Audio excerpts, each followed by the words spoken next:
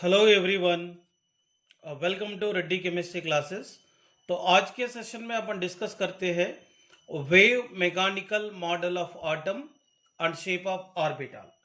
तो जनरली देखिए, the atomic model which is based on particle and wave nature of the electron is known as wave mechanical model of the atom. तो अपन already de Broglie equation में तो ये statement पढ़े थे, microscopic particle like electron को wave nature भी रहता और पार्टिकल नेचर भी रहता बोल के अपन पढ़े थे। मतलब wave nature and particle nature of the electron को कंसिडरेशन में लेकर जो एटॉमिक मॉडल बताया गया है, दैट एटॉमिक मॉडल को अपन कहेंगे wave mechanical model of atom. तो ये जो wave mechanical model of atom के जरिए अपने को ये समझ में आया है तो ऑर्बिटल क्या होता है। तो इसको बताने के लिए एरविन स्क्रोडिंजर साइंटिस्ट ने 1926 में ये मॉडल के बारे में इंफॉर्मेशन देने की कोशिश करा है, इंफॉर्मेशन दिया है। तो यहाँ पे देखो, ये मॉडल एग्जैक्टली क्या डिस्क्राइब करेंगे। ये मॉडल के जरिए अपने को ये डिस्क्राइब कर सकते हैं न्यूक्लियस के सराउंडिंग में वेव के फॉर्म में मूव करने वाले इलेक्ट्रॉन तो कितना एरिया तक वो रहने की चांसेस है वो अपन पता कर सकते हैं। न्यूक्लियस के सराउंडिंग में रहने वाले इलेक्ट्रॉन की प्रोबेबिलिटी फाइंड करने के लिए उन्हें एक इक्वेशन को यहाँ पर स्टडी किया था। वो इक्वेशन है स्क्रोडिंगर वेव इक्वेशन का देखो बारे में थोड़ा आइडिया करेंगे अपन। यहाँ पर देखिए, आपको मैं बताना चाहता हूँ, this model describe the electron as a 3-dimensional wave in the electronic field of positively charged nucleus. Schrodinger derived an equation which describes wave motion of an electron. The differential equation is, ये equation को देखकर डरो मत, d square psi by dx square plus d square psi by dy square d square psi by dz square plus 8 pi square m by h square into e minus v is equal to 0। इसमें सही मतलब wave function है। तो nucleus के surrounding में, okay ना, तो nucleus के सराउंडिंग में मैं आपको बात बताना चाहता हूँ। अगर मान लो ये न्यूक्लियस है, मैं आपको बताना चाहता हूँ ये न्यूक्लियस है। ये न्यूक्लियस के सराउंडिंग में, ओके ना, ये न्यूक्लियस मान लीजिए, तो x और y और z कोऑर्डिनेट्स पे, ओके ना, न्यूक्लियस के सराउंडिंग में x और y कोऑर्डिनेट्स में इलेक्ट्रॉन रहने वाले प्रोबेबिलिटी फाइंड करने के लिए उन्हें एक वेव फंक्शन को यूज किया था। वेव फंक्शन मतलब that is the amplitude of electron को मतलब उन्हें कंसिडरेशन में लिया था, दैट इज सही। ये क्या है, वेव फंक्शन ऑफ इलेक्ट्रॉन भी बोलते हैं और इसको ये भी बोलते हैं एम्पलीट्यूड ऑफ इलेक्ट्रॉन भी बोलते हैं। ये एम्पलीट्यूड ऑफ इलेक्ट्रॉन और wave function of electron X Y और जेड कोऑर्डिनेट्स पे कहाँ पर एग्जैक्टली लोकेटेड है वो पता करने के लिए ये डिफरेंशियल इक्वेशन को इस्तेमाल करा है। यहाँ पे E मतलब टोटल एनर्जी है, V बोले तो पोटेंशियल एनर्जी है, H बोले तो क्या है, प्लैंक्स कांस्टेंट है, M बोले तो मास ऑफ द इलेक्ट्रॉन है। तो x y z तो पता ही है, x y z are the certain coordinates है, ओके ना। आपको एंडस पॉइंट ऑफ व्यू सिर्फ वो इक्वेशन को याद रखना पड़ेंगे, ज़्यादा कुछ रिसर्च मत करो इसमें, सिर्फ आप समझने की कोशिश करो न्यूक्लियस के सराउंडिंग में रहने वाले x और y एंड z कोऑर्डिनेट्स पे इलेक्ट्रॉन की wave function in terms of the amplitude पता करने के लिए उन्हें एक वेव फंक्शन को इस्तेमाल किया था, दैट इज सही। तो यहाँ पर सबसे पहले अपन डिस्कस करते हैं इसका सिग्निफिकेंस क्या है। देखो, the wave function may be regarded as the amplitude function expressed in terms of x, y and z coordinates। मैं वही बताया था। तो वेव फंक्शन में हाउ पॉजिटिव और negative value depending upon the value of coordinates. तो यहाँ पर एक्स वाई जेड कोऑर्डिनेट्स पे इलेक्ट्रॉन का एम्पलीट्यूड के अनुसार इसका जो वैल्यू नेगेटिव भी आ सकता है, पॉजिटिव भी आ सकता है। एक्चुअली स्क्रोडिंजर इक्वेशन का मेन एम ये था, न्यूक्लियस के सराउंडिंग में X Y and Z coordinate पे इलेक्ट्रॉन कितना एरिया तक रहने की चांसेस है, इलेक्ट्रॉन की प्रोबेबिलिटी क्या है, वो फाइंड करने की उन्हें कोशिश कर रहा था। बट उन्हें वेव फंक्शन को यूज़ करके X Y and Z coordinate पे इलेक्ट्रॉन रहने वाले probability in terms of amplitude find करने की कोशिश करें तो इसमें सम रीजन्स में इसका वैल्यू पॉजिटिव आ रहे थे एंड सम रीजन्स में इसका वैल्यू नेगेटिव आ रहा था। मगर probability of finding electron around the nucleus वो कभी नेगेटिव नहीं आना चाहिए था। मगर इस मतलब सही फंक्शन को अगर कंसिडरेशन में लेकर अगर इलेक्ट्रॉन रहने वाले प्रोबेबिलिटी फाइंड करने की कोशिश करें तो इसका वैल्यू नेगेटिव भी आ रहा है सम रीजन्स में, और सम रीजन्स में पॉजिटिव आ रहा है। तो इसलिए ये प्रोबेबिलिटी फंक्शन कभी नेगेटिव नहीं होता है, हमेशा पॉजिटिव होता है। इसीलिए सही फंक्शन उतना सुटेबल नहीं लगा, इसीलिए इसके प्लेस में उन्हें सही स्क्वायर को यूज़ करने की कोशिश करा है। तो सही स्क्वायर का मतलब क्या है, सिग्निफिकेंस ऑफ सही स्क्वायर पढ़ेंगे।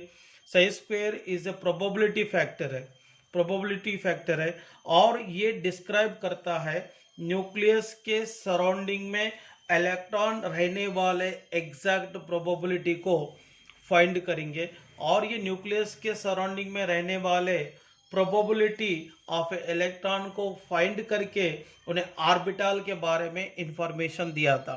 ऑर्बिटल के बारे में क्या दिया था, इंफॉर्मेशन दिया था। अगर मान लीजिए मैं आपको एक कंडीशन के साथ बताना चाहता हूं, देखिए बच्चों, ये न्यूक्लियस है। तो न्यूक्लियस के सराउंडिंग में एक बात समझने की कोशिश करो, न्यूक्लियस के सराउंडिंग में इलेक्ट्रॉन रहने की चांसेस ज़्यादा है। तो न्यूक्लियस के सराउंडिंग में इलेक्ट्रॉन की प्रोबेबिलिटी ज़्यादा है। तो न्यूक्लियस के जैसे जैसे दूर बढ़ते जा रहा है तो न्यूक्लियस के सराउंडिंग में इलेक्ट्रॉन रहने वाले प्रोबेबिलिटी क्या होते जाता है, कम होते रहता है। मगर उन्हें ये कंडीशन के अनुसार उन्हें सही स्क्वायर का मतलब क्या बताया मैंने, न्यूक्लियस के सराउंडिंग में एक्स वाई जेड कोऑर्डिनेट पे इलेक्ट्रॉन रहने वाले प्रोबेबिलिटी फंक्शन है। ओके, उन्हें क्या बोला, न्यूक्लियस के सराउंडिंग में तो इलेक्ट्रॉन की प्रोबेबिलिटी क्या होते जा रहा है, जैसे जैसे डिस्टेंस बढ़ते जा रहा है वैसे इसकी प्रोबेबिलिटी कम होते जा रहा है। इलेक्ट्रॉन रहने वाले एरिया कम होते जा रहा है। इसका मतलब ये एरिया में देखिए इलेक्ट्रॉन रहने वाले प्रोबेबिलिटी ज़्यादा है। तो न्यूक्लियस के सराउंडिंग में जिस एरिया में इलेक्ट्रॉन रहने की प्रोबेबिलिटी ज़्यादा है उसी एरिया को अपन कहेंगे ऑर्बिटल कहेंगे। क्या कहेंगे, ऑर्बिटल कहेंगे। तो मतलब बोर ने जो बोला था वो गलत था। न्यूक्लियस के सराउंडिंग में इलेक्ट्रॉन एक फिक्स्ड सर्कुलर ऑर्बिट में घूमता बोला, वो तो गलत है स्टेटमेंट। क्यों गलत है, क्योंकि देखो इलेक्ट्रॉन यहाँ पर भी घूम रहा है और यहाँ पर भी घूम रहा है, मगर इलेक्ट्रॉन मैक्सिमम से मैक्सिमम इलेक्ट्रॉन कहाँ पे फाइंड हो रहा है, ये एरिया में फाइंड हो रहा है। वो जितना एरिया में इलेक्ट्रॉन मैक्सिमम फाइंड होता है उतना एरिया को अपन कहेंगे ऑर्बिटल कहेंगे। क्या कहेंगे, ऑर्बिटल। न्यूक्लियस के सराउंडिंग में इलेक्ट्रॉन रहने वाले मैक्सिमम प्रोबेबिलिटी को कहते हैं ऑर्बिटल। ओके ना, ये न्यूक्लियस के सराउंडिंग में इलेक्ट्रॉन घूमने वाले फिक्स्ड सर्कुलर पाथ को कहेंगे ऑर्बिट। ये दोनों में डिफरेंस समझ में आया होगा। मतलब ये इलेक्ट्रॉन जिस एरिया में मैक्सिमम रहने की चांसेस है वो अपन एक्यूरेटली फाइंड कर सकते हैं, मगर इलेक्ट्रॉन की पोजीशन को एक्यूरेटली मेजर करना मुश्किल है। तो इसका मतलब इतना एरिया तक इलेक्ट्रॉन रहेंगे, ज़्यादा रहेंगे, इधर भी रहता मगर थोड़ा कम चांसेस है रहने का। मगर अपन क्या करते हैं, न्यूक्लियस के सराउंडिंग में जितना एरिया में मैक्सिमम इलेक्ट्रॉन रहने की चांसेस है उसी एरिया को अपन कंसिडर करते हैं ऑर्बिटल। अभी क्लियर हो गया होगा। मतलब इस स्क्रोडिंगर वेव इक्वेशन को स्टडी करके उन्हें न्यूक्लियस के सराउंडिंग में इलेक्ट्रॉन रहने वाले मैक्सिमम प्रोबेबिलिटी एरिया को फाइंड करने की कोशिश किया है, फाइंड भी किया है। फाइंड करके उन्हें ऑर्बिटल का कॉन्सेप्ट को लेकर आया है। मतलब आप समझ में आया होगा। अगर इसमें स्क्रोडिंगर वेव इक्वेशन में सही फंक्शन को यूज करा, सही फंक्शन मतलब वेव फंक्शन है, मतलब that is the amplitude of electron. Electron का एम्पलीट्यूड को कंसिडरेशन में लेकर प्रोबेबिलिटी को डिटरमाइन करने में उतना सक्सेस नहीं हुए, क्योंकि आप एक बात समझना, एम्पलीट्यूड वैल्यू जो है समटाइम सम रीजन्स में वो पॉजिटिव आ रहा, सम रीजन्स में ये नेगेटिव आ रहा है। इसीलिए सही की जगह उन्हें सही स्क्वायर यूज किया, that is called the probability of finding electron around the nucleus.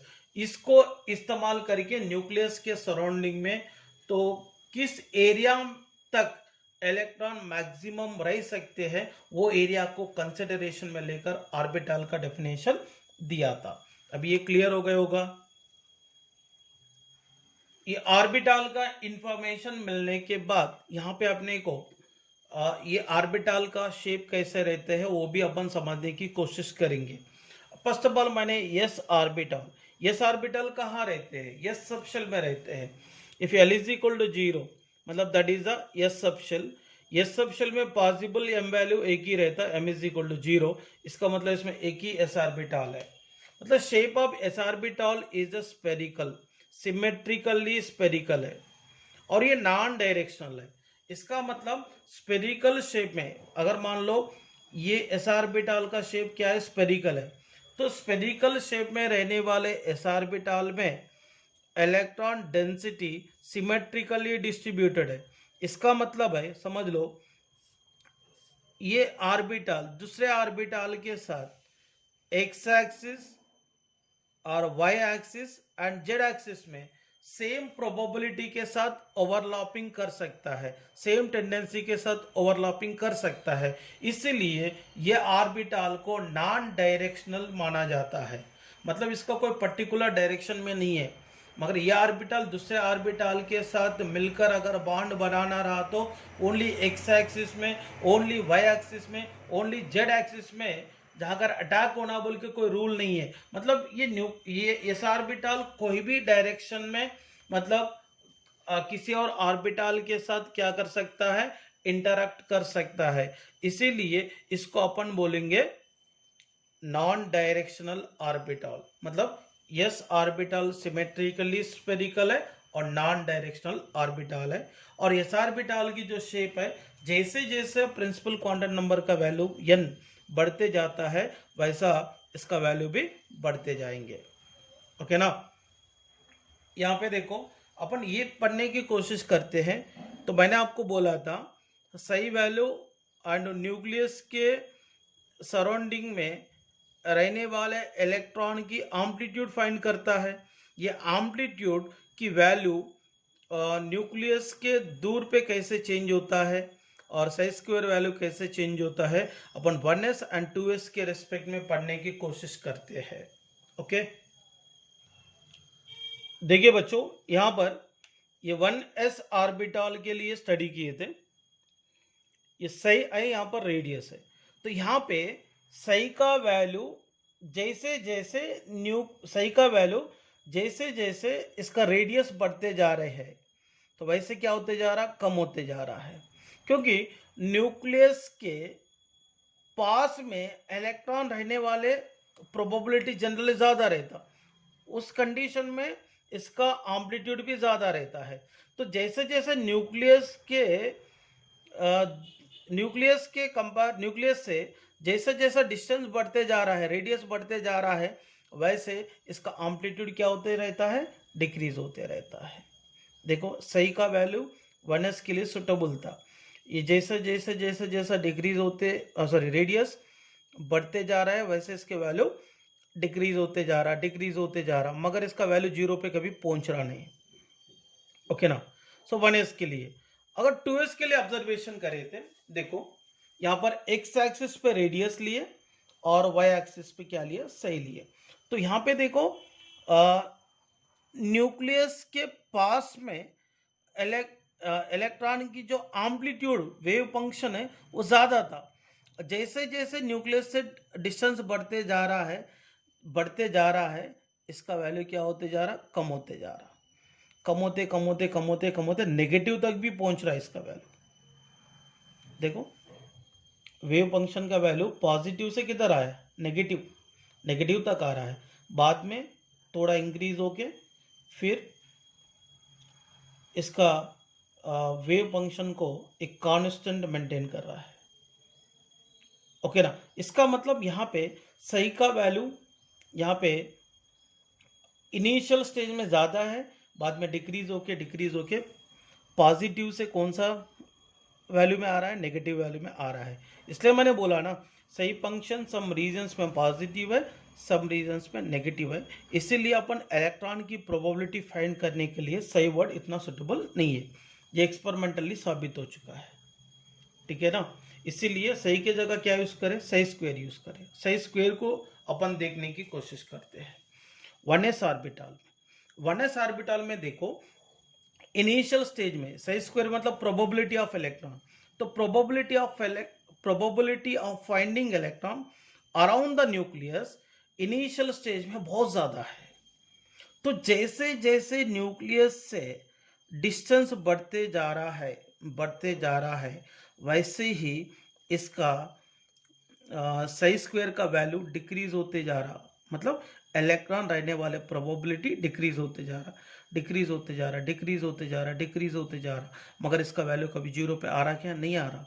मतलब 1s ऑर्बिटल में प्रोबेबिलिटी ऑफ फाइंडिंग इलेक्ट्रॉन कभी जीरो नहीं होगा। इसका मतलब प्रोबेबिलिटी ऑफ फाइंडिंग इलेक्ट्रॉन कभी जीरो नहीं होगा, मतलब 1s में कभी नोड रहता ही नहीं है। ओके ना। सो बट ये 2s के लिए ऑब्जर्वेशन करेंगे, प्लीज इसको डरो मत, जितना मैं पढ़ा रहा हूँ उतना आप याद रखने की कोशिश करो, और यहाँ पे ज़्यादा टेंशन लेने की गरज नहीं है, सिर्फ आपको आइडिया रखना है। यहाँ पर भी देखो प्रोबेबिलिटी ऑफ फाइंडिंग इलेक्ट्रॉन, मतलब न्यूक्लियस के सराउंडिंग में इलेक्ट्रॉन रहने वाले प्रोबेबिलिटी है। यहाँ पे देखो सही स्क्वायर वर्सेस आर के बीच में ग्राफ को प्लॉट किए थे। एक्स एक्सिस में रेडियस लिए और वाई एक्सिस में सही स्क्वायर लिए। मैं आपको पहले ही बोला था, न्यूक्लियस से जैसा जैसा डिस्टेंस बढ़ते रहता वैसे प्रोबेबिलिटी, इलेक्ट्रॉन रहने वाले प्रोबेबिलिटी क्या होता, कम होता बोला। तो देखो यहाँ पर भी 2s के मामले में चल रहा है, 2s ऑर्बिटल का।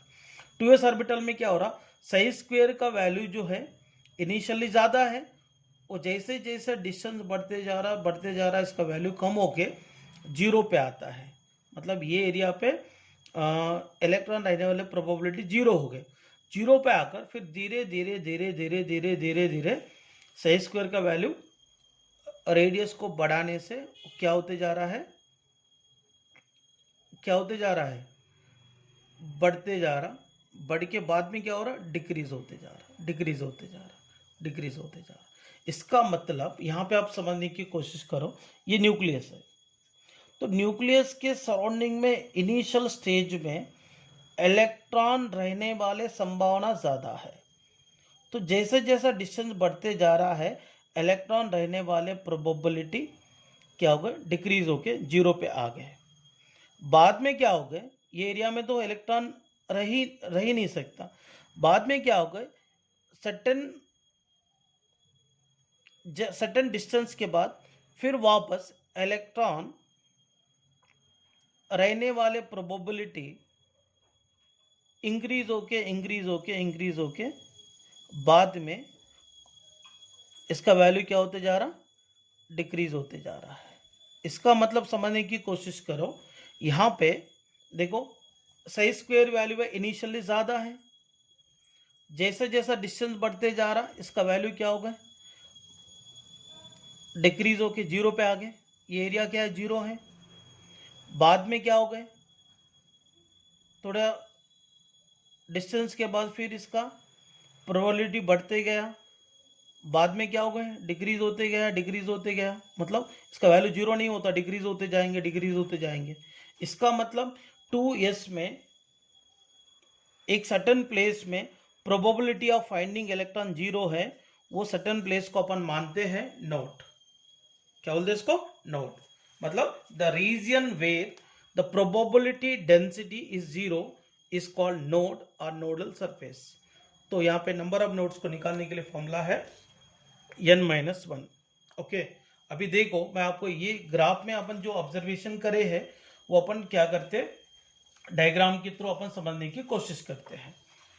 देखो मैंने आपको 1s के लिए बोला था साई स्क्वायर का वैल्यू इनिशियली ज़्यादा है, जैसे जैसा डिस्टेंस बढ़ते जा रहा तो इलेक्ट्रॉन रहने वाले प्रोबेबिलिटी क्या होते जा रहे हैं, यहाँ पे कम होते जा रहे। देखो यहाँ पे ज़्यादा दिख रहा है इलेक्ट्रॉन्स रहने वाले लोकेशन, बट यहाँ पे क्या हो रहा, कम हो रहा। मतलब जैसे जैसे न्यूक्लियस से डिस्टेंस बढ़ते जा रहा है तो इलेक्ट्रॉन रहने वाले प्रोबेबिलिटी वैल्यू कम होते जा रहा, कम होते जा रहा। मगर इसका वैल्यू कभी जीरो पे आ रहा है क्या, नहीं आ रहा, इसीलिए 1s में कोई नोड नहीं है। ओके, मगर 2s की बात करते, इनिशियली इलेक्ट्रॉन रहने वाले प्रोबेबिलिटी ज्यादा है, तो इसका वैल्यू डिक्रीज होकर कहाँ पे आ गए, जीरो पे आ गए। बाद में क्या हो गया, इसका वैल्यू इंक्रीज होकर फिर बाद में क्या हो रहा, डिक्रीज हो रहा, डिक्रीज हो रहा। सेकंड टाइम पे इसका वैल्यू कभी जीरो पे हो रहा क्या, नहीं हो रहा। इसका मतलब समझ लो ये कितना भी इन्फिनिट डिस्टेंस में जाओ, किधर भी जाओ, इसका वैल्यू जीरो नहीं होगा सेकंड टाइम। बट यहाँ पे देखो ये दोनों के बीच में जो गैप दिख रहा ना, वो गैप को मैं नोड कहूंगा, क्योंकि यहाँ पे इलेक्ट्रॉन रहने की जो संभावना है वो है ही नहीं। तो प्रोबेबिलिटी ऑफ फाइंडिंग इलेक्ट्रॉन यहाँ पे क्या जीरो है, तो ये एरिया को अपन नोड बोलते हैं। ये नोड जनरली क्या रहता है, टू टाइप्स का रहता है, एक रेडियल नोड रहता है, एक एंगुलर नोड रहता है। रेडियल नोड बोले तो न्यूक्लियस के सराउंडिंग में जिस स्पेरिकल सरफेस में इलेक्ट्रॉन रहने वाले प्रोबेबिलिटी जीरो होता है, दैट नोड को कहेंगे रेडियल नोड और स्पेरिकल नोड। इसमें है ना, ये न्यूक्लियस के सराउंडिंग में स्पेरिकल सरफेस में यहां पर इलेक्ट्रॉन रहने वाले प्रोबेबिलिटी क्या हो गए, जीरो हो गए, इसीलिए इसको अपन कहते हैं रेडियल नोड। तो रेडियल नोड को निकालना रहा तो फॉर्मूला n-l-1 है। n बोले तो प्रिंसिपल क्वांटम नंबर, l बोले तो अजीमुथल क्वांटम नंबर। इसके अलावा अनदर नोड एंगुलर नोड, इसको नोडल प्लेन बोलते हैं। तो नोडल प्लेन मतलब क्या है, मतलब जिस प्लेन पे, मतलब the planes where the probability of finding electron is zero is called the angular node. मतलब अपन नोड के थ्रू एक प्लेन को पास करेंगे, तो नोड के थ्रू अगर प्लेन को पास करने के बाद वो जिस एरिया से वो प्लेन अपन पास कर रहे हैं वो एरिया पे क्या हो गए, probability of finding electron zero है, इसलिए दैट काइंड ऑफ प्लेन को अपन क्या बोलते हैं, एंगुलर नोड और नोडल प्लेन बोलते। अपन इसको स्पेशली डी सबशेल में रहने वाला ऑर्बिटल, पी सबशेल में रहने वाला ऑर्बिटल में ऑब्जर्वेशन कर सकते हैं। अब ज़्यादा यहाँ रिसर्च मत करो। नोड मतलब क्या है, न्यूक्लियस के सराउंडिंग में जिस एरिया में इलेक्ट्रॉन रहने वाले प्रोबेबिलिटी जीरो है वही नोड है। तो न्यूक्लियस के सराउंडिंग में जिस स्पेरिकल सरफेस में इलेक्ट्रॉन रहने वाले प्रोबेबिलिटी जीरो होगा वो नोड होता है रेडियल नोड और स्पेरिकल नोड। ये नोड में और एक टाइप है एंगुलर नोड, मतलब जिस प्लेन पे probability of finding electron zero रहता है दैट प्लेन को अपन नोडल प्लेन और एंगुलर नोड बोलते हैं। ये एंगुलर नोड को निकालने वाले फॉर्मूला एल को इक्वल होता है। तो टोटल नोड्स मतलब radial nodes plus angular nodes, total node is equal to angular node मतलब क्या है, एंगुलर नोड मतलब तो जनरली क्या रहता, एल रहता, और रेडियल नोड बोले तो क्या रहता है, n-l-1 रहता। ये दोनों की अगर ऐड करेंगे तो n-1 आता है। टोटल नोड्स क्या आता है, टोटल नोड्स क्या आता है, n-1।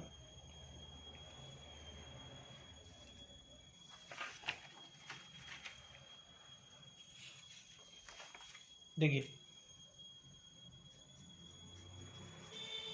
Total nodes is equal to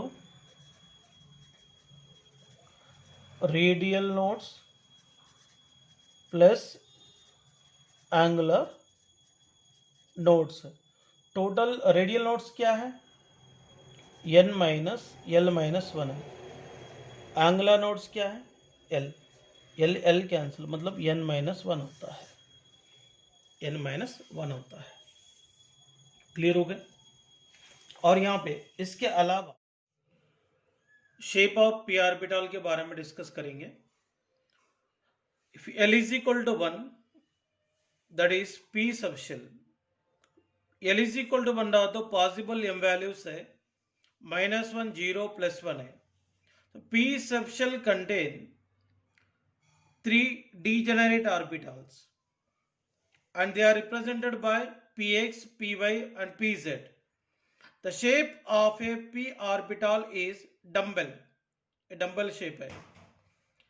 And p orbitals are oriented along the axis, so they are directional orbitals है। ओके, p सबशेल में टोटल 3 डीजेनरेट ऑर्बिटल्स होते हैं।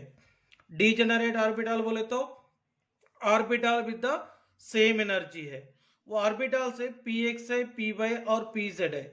ये p सबशेल में रहने वाले p ऑर्बिटल का जो शेप होता है वो डंबल शेप होता है। और p ऑर्बिटल को डायरेक्शनल ऑर्बिटल कहने का मेन रीजन है, ये ऑर्बिटल में रहने वाले जो भी लोब्स है वो अलोंग द एक्सिस है, इसीलिए इसको डायरेक्शनल ऑर्बिटल कहेंगे। देखिए, अगर ऑर्बिटल की लोब्स अलोंग द एक्स रहा तो इसको px ऑर्बिटल कहेंगे। अगर ऑर्बिटल का lobes along the y axis रहा तो py ऑर्बिटल कहेंगे। और ऑर्बिटल की 2 लोब्स, ये भी एक लोब होता है और ये भी एक लोब होता है, ऑर्बिटल की lobes present on the z axis रहा तो pz ऑर्बिटल कहेंगे। ओके ना? तो ये px है, ये py है, ये pz है। और भी डिस्कस करेंगे orbitals of d subshell, that is d orbital के बारे में डिस्कस करते हैं। So if l is equal to 2, d subshell होता है, l is equal to 2 रहा तो possible magnetic quantum number values यहाँ पे -2, -1, 0, +1, +2, मतलब यहाँ पे टोटल 5 ओरिएंटेशंस पॉसिबल है। इसीलिए डी सबशेल में टोटल 5 डीजेनरेट ऑर्बिटल्स रहते हैं। और 5 डीजेनरेट ऑर्बिटल कौन है? dxy, dyz, dxz, dx2y2 and dz2। Okay, और यहाँ पे shape of the D orbital देखा तो डबल डंबल। ओके ना? डबल डंबल ये ऐसा रहता है, डबल डंबल। ओके ना? मतलब स्पेशली इसमें ऑब्जर्वेशन करेंगे dxy, dyz and dzx orbitals are oriented in between the axis. मतलब ये 3 ऑर्बिटल्स का जो भी लोब्स है इन बिटवीन द एक्सिस रहते हैं। बट dx2y2 और dz2 orbitals are oriented along the axis. ये ऑर्बिटल के जो भी लोब्स है अलोंग द एक्सिस में प्रेजेंट रहता है। यहां पर मैंने 2D diagram of D orbital मैं यहां पर बताना चाहता हूं, क्योंकि 3D का बताना थोड़ा मुश्किल है, 3 डायमेंशनल का बताना, तो इसलिए मैं यहाँ पे प्लीज ये दिमाग में डाल दो, मैं सिर्फ यहाँ पे 2D डायग्राम्स बता रहा हूं। ठीक है? तो यहाँ पे dxy ऑर्बिटल में ऑर्बिटल का लोब्स जो भी है x axis and y axis के बीच में रहता है। यहाँ पे 3D रिप्रेजेंटेशन करना डिफिकल्टी है, इसलिए मैंने 2D डायग्राम्स बता रहा हूं। ठीक है? dyz बोले तो ये ऑर्बिटल की जो भी लोब्स है y axis and z axis के बीच में रहता है। तो dzx में देखो ऑर्बिटल की जो भी लोब्स है x एंड z एक्सिस के बीच में रहता है। ओके ना? और यहाँ पर dx2 y2 इसमें ऑर्बिटल की जो भी लोब्स है X along the X axis and along the Y axis रहता है। तो यहाँ पे टू लोब्स तो अलोंग द एक्स एक्सिस है और two lobes along the Y axis है। ये d X square and Y square, d X square Y square orbital का शेप है। और यहाँ पे डी जेड स्क्वायर का कंप्लीट डिफरेंट है। यहाँ पर डी जेड स्क्वायर में ऑर्बिटल का लोब है अलोंग द जेड एक्सिस है और इसके अलावा electron density X and Y plane पे भी मतलब प्रेजेंट रहता है। और ये डी जेड स्क्वायर का एक स्पेशल टाइप ऑफ स्ट्रक्चर है, दैट इज बेबी सूतर शेप, ओके ना। और इसको डोनट शेप बोलते हैं। क्या बोलते हैं? डोनट शेप भी बोलते हैं। ये पूरा इंफॉर्मेशन है और शेप ऑफ द ऑर्बिटल। यहाँ पे एफ ऑर्बिटल के बारे में डिस्कस करने की गरज नहीं है क्योंकि एफ ऑर्बिटल का शेप है कॉम्प्लेक्स स्ट्रक्चर है, इसलिए यहाँ पे डिस्कस नहीं कर सकते हैं।